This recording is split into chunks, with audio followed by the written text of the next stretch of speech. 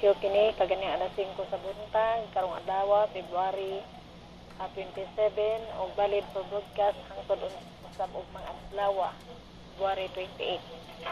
So ang synoptic situation northeast monsoon kun hangin nga amihan pabilin nga nakapito sa Kabisayan ug Luzon.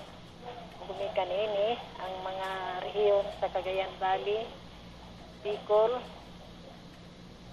silangan nga Kabisayan, probinsya sa Quezon ug Aurora, makasidati kini panagsang pagpanag-om, inubanan sa panagsa ug daslit ug hinay nga mga pag-ulan-ulan.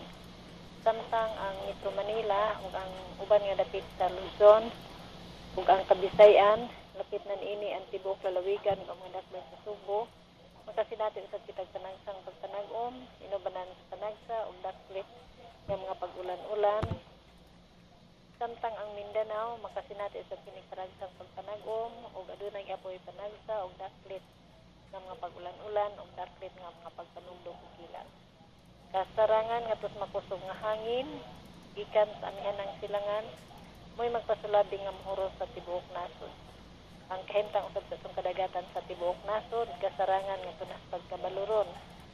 Ang bana-bana sukod sa temperatura karong adlaw dinhi sa Metro Cebu nagasukat gikan sa 23 ngadto sa 30 degrees Celsius. Dinhi sa Subo ang adlaw mosalo po niya alas 5:54 sa hapon. Dinhi na lang ko to bang atong weather forecast. Gikan diri sa Pag-asa Mactan, Alice Canasa.